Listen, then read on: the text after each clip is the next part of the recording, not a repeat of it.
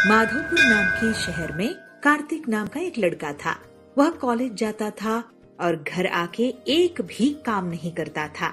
ऐसे ही बेकार अपनी टाइम बर्बाद करता था। उसके पिता गोपाल कितना भी समझाने के बावजूद वो कोई काम नहीं करता था। दोस्तों के साथ बस टाइम पास करता रहता था।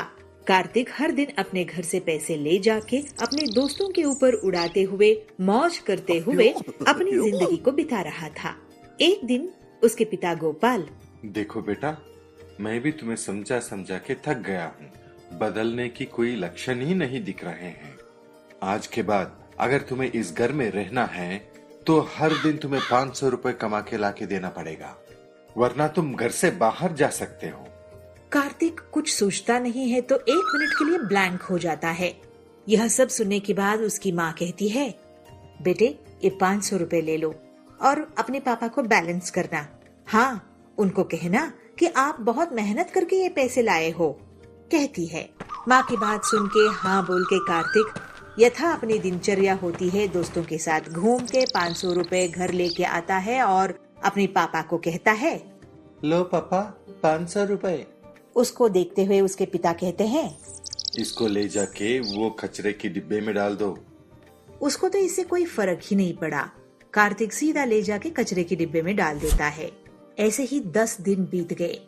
हर दिन कार्तिक की माँ उसको 500 रुपए देती और कार्तिक उसको पिता के सामने रख देता और उसके पिता उसको कचरे के डिब्बे में डालने के लिए बोल देते। एक दिन उसकी माँ के पास पैसे नहीं थे। उस वजह से कार्तिक को 500 रुपए की जुगाड़ करना ही पड़ा। जितने सारे फ्रेंड्स थे सबको पूछ लिया, मगर कहीं पे भी 500 रुपए की जुगाड़ नहीं हुई। हताश कार्तिक रास्ते पे चलते आ रहा था तो तभी रास्ते पे एक बुजुर्ग अपनी लगेज लेके खड़े थे। तो उनकी लगेज को कार्तिक उनके घर तक पहुंचा के तो कार्तिक को वह बुजुर्ग 100 रुपए देते हैं। तो उसको ले जाके अपने पिता को देते हुए कार्तिक कहता है, पिताजी आज की कमाई सिर्फ 100 रुपए है। तो उसके पिता जैसे हर दिन बोलते थे उसको उस दिन भी बोलते हैं कि उसको ले जाके कूड़ेदान में फेंक दे। तब कार्तिक कहता है, नहीं पापा, ये कूड़ेदान में फेंकने वाली नहीं है, ये मेरी मेहनत की कमाई है। और उसे तब याद आता है कि उसकी माँ ने कहा था 500 रुपए देते वक्त कि पिताजी को बताना कि वो मेहनत की कमाई है। कार्तिक के पिता उस 100 रुपए को हाथ में लेके ऐसे कहते हैं, अब पता चला मेहनत क्या होती है और मेहनत की कमाई क्या होती है। मेहनत की कमाई को आप रेस्पेक्ट नहीं करोगे तो कितना हर्ट होता है। इसी तरह मुझे भी कष्ट हुआ। मैंने भी मेहनत से कमाया था, लेकिन आप उसका इज्जत नहीं दिया। दोस्तों के साथ टाइम पास करते पैसे उड़ाते रहे। तब कार्तिक को अपनी गलती की एहसास होता है। उस दिन के बाद जो काम मिला उस काम को करते हुए स्टेप बाय स्टेप वो बढ़ते गया और परमानेंट नौकरी भी करने लगा। अपनी लाइफ में स्टेबल होके आगे बढ़ता चला गया। अगर हम मेहनत से नहीं कमाएंगे तो जीवन में पैसा ही नहीं, रिस्पेक्ट, पोजीशन, सक्सेस भी नहीं मिलेगा। उतना ही नहीं, दूसरों की मेहनत को हमें वेस्ट भी नहीं करना चाहिए। रामापुर नाम नगर में रवि नाम का एक रसोइया था। उसी नगर में रवि का एक छोटा सा होटल था। रवि बहुत ही बढ़िया रसोइया था। अपनी ग्राहकों को हर दिन लज्जतदार और उच्च गुणवत्ता की पकवानों को खिलाने की प्रयत्न करता था। रवि खाना पकाना शुरू करने से पहले उस दिन जो पकाने वाला है वह सब सामग्री यानी कि दाल, चावल, तेल, मसाले, सब्जियां, इन सब को एक बार नहीं 2-2 बार परीक्षा करके अच्छे से धो के फिर उसका यूज करता। रवि की पकाई हुई दाल सारे नगर में बहुत ही फेमस था। वह खाना पकाने में दिखाने वाली प्यार और ग्राहकों के प्रति उसकी श्रद्धा उसकी खाने को बहुत लज्जतदार बना देती। इस तरह इस होटल की दाल की स्वाद के बारे में जानने वाले दूसरे गांव के लोग भी होटल को ढूंढते हुए आके मन भरने तक खा के रवि को शाबाशी देके जाते थे। उसी नगर में रायण्णा नाम का और एक रसोइया था। उसके होटल की तरफ मक्खी भी नहीं घूमती थी। इस वजह से रायण्णा को रवि के बारे में बहुत जलन होती थी। रायण्णा की बीवी एक दिन कहती है, अरे ये क्या है जी, हर दिन हम होटल में तरह तरह के व्यंजन बना के लोगों की रास्ता देखते हैं। हमारी होटल की तरफ एक भी मुड़ के नहीं देखता है। ऐसे कहते हुए बड़बड़ाती रहती है। रायण्णा भी हर दिन इसी बात को सुन सुन के थक गया था। रवि की दाल में ऐसी क्या चीज है ये समझने के लिए रायण्णा भेस बदल के रवि की होटल में काम करने शुरू कर देता है। इस तरह काम करने वाला रायण्णा को बहुत ही बड़ा आश्चर्य का सामना करना पड़ा।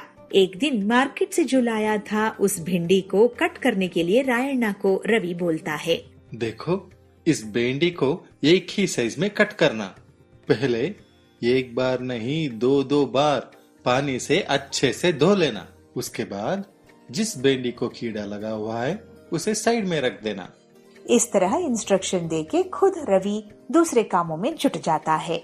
रवि ने जैसे कहा था वैसे ही रायण्णा भिंडी को एक बार नहीं 2-2 बार पानी से धो के कट करने शुरू करता है। कट करते वक्त जो कीड़ा लगा हुआ भिंडी मिला उसको साइड में रखता है। रायण्णा अपने मन में ऐसे सोचता है, ये तो मूर्ख होगा, खाने वालों को क्या पता चलता है कीड़ा लगा है कि अच्छा है। खामों का आधा किलो भिंडी को वेस्ट कर रहा है, ऐसा ही लगता है मुझे। ऐसे रायण्णा रवि के बारे में बहुत तुच्छ रूप से बात करता है।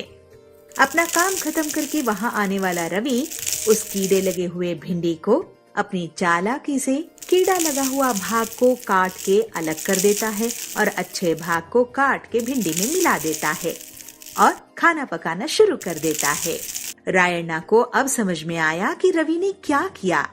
रवि के पास जाके रायण्णा, रवि भैया, मैं ऐसे कुछ बोलने जाता है तो रवि उसे रोक के, हाँ रायण्णा, आप वेश बदल के आए हो ये मुझे पता है। हम करने वाले काम में सिर्फ श्रद्धा ही नहीं चलेगा, अच्छा क्या है बुरा क्या है इसे समझकर उसका अनुभव पाना बहुत महत्वपूर्ण होता है। यह सिर्फ तरकारी है, मगर इसमें कीड़े लगे हुए भाग को काट के अच्छे वाले भाग को यूज करने वाली क्षमता रहने वाले हमें हमारे साथ जिंदगी जीने वाले इंसानों में अगर कुछ गलतियां नजर आता है तो उन्हें नहीं ठुकराना चाहिए। आपको दाल बनाने की विधि मैं बताता हूँ, आप भी जियो हम भी जिएंगे। कहते हुए उसको दाल बनाने की विधि सिखाता है। रवि से सीखी हुई पकवानों को अपने होटल में बना के अपने होटल की बिजनेस इम्प्रूव करता है रायण्णा। हम अपने संबंधों में रहने वाले गलतियों को ही ग्रहण करके इंसानों को अनदेखा नहीं करना चाहिए। उनकी गलतियों को क्षमा करके उनके अच्छे गुण को सराह के उनके साथ मिलजुल के प्रेम से रहना चाहिए, है ना? रागिणी नाम का एक गांव था। वहाँ पे 12 एकड़ का जंगल बेचने के लिए था। रागिणी के आसपास इसी तरह बहुत सारे एकड़ जगह पेड़ पौधे पहाड़ वहाड़ से घिरा हुआ था। वहाँ पे कोई भी जगह खरीदना या फिर वहाँ पे बसना नहीं चाहता था। कारण बस इतना ही था, वहाँ के रास्ते सही नहीं थे और करंट भी नाम के वास्ता ही था। सिटी में रहने वाले सॉफ्टवेयर इंजीनियर रघुराम 30 सालों से सिटी में एक अच्छे सॉफ्टवेयर कंपनी में काम करते थे। एक दिन न्यूज़पेपर पढ़ते हुए रागिणी में 12 एकड़ जगह बेचने के लिए है ये देख के वो खुश हो जाते हैं। दूसरे दिन अपने रेजिग्नेशन लेटर के साथ मैनेजर की कैबिन में घुस जाता है। उसकी इस्तीफा पढ़ते हुए मैनेजर कहते हैं, ये क्या है राम, 30 सालों के अपने मेहनत को ऐसे ठुकरा रहे हो। इस लेटर को अपने पास रखो, मैं 2 दिन का समय देता हूँ, सोच विचार करके फिर बताना, कहते हैं। तो रघुराम कहते हैं, सर 1 नहीं 10 साल, पूरे 10 साल हर दिन मैं यही सोचता रहा। कारण यही था, बीवी बच्चे स्कूल खर्चा इन सब को सोचते हुए मैं अपने आप को रोक लेता था। ये 30 साल मैंने टेंशन में ही निकाल दिया, लेकिन अब के बाद मैं अपनी मर्जी से मैं जैसे चाहूँ वैसे जीऊंगा। कह के अपनी इस्तीफा दे के वहाँ से निकल जाता है। इधर घर में उसकी पत्नी भानुमति, अजी मुझे लगता है आप बहुत जल्दबाजी में ये डिसीजन लिया है, ऐसे अचानक से खेती करने के लिए तैयार हो गए? पहले ही इस देश में किसानों को गवर्नमेंट से जो सहूलियत मिलना चाहिए वो नहीं मिल रहा है, और आप है कि जो हाथ में जॉब है उसे छोड़ के चांद को तीर मारने पे तुले हो। कहते हुए जो अपने मन की भड़ास थी उसको निकाल दिया। इन सब बातों पे ध्यान न देते हुए रघुराम अगले दिन जो खुद ने बचाया था उन सब पैसों को इकट्ठा करके 12 एकड़ जमीन खरीद कर पूरे 1 साल तक दिन भर मेहनत करके उस जगह को खेती करने के लिए लायक बनाया और ऑर्गेनिक मेथड में वहाँ पे फल और तरकारी उगाने शुरू कर दी। पहले जो वो कमाता था उससे 10 गुना ज्यादा कमा के उसको जो अंडर एस्टिमेट करते थे उन सब को अपनी ताकत प्रूव करके दिखाया। रघुराम को ही रोल मॉडल बना के बहुत सारे एजुकेटेड लोग खुद खेती करना शुरू कर दिया और सफल भी हुए। इससे आम लोगों को अच्छी क्वालिटी की फल और सब्जियां मिलने लगे। किसानों को आदर और मान मिला। हम जय जवान जय किसान कहते हैं ना। बॉर्डर पे सैनिक हमारे लिए देश की रक्षा करते हुए दिन रात जागता है और देश के अंदर किसान अपने उगाए हुए खेती को हमारे लिए मार्केट में लाता है। जो देश की रक्षा करके हमें सुरक्षित रखता है उस जवान को जय, और खुद धूप में तपते हुए अनाज उगाकर हमारी पेट भरता है उस किसान को भी जय। हम भी अपने से जो बन पड़ता है देश के लिए सेवा करेंगे।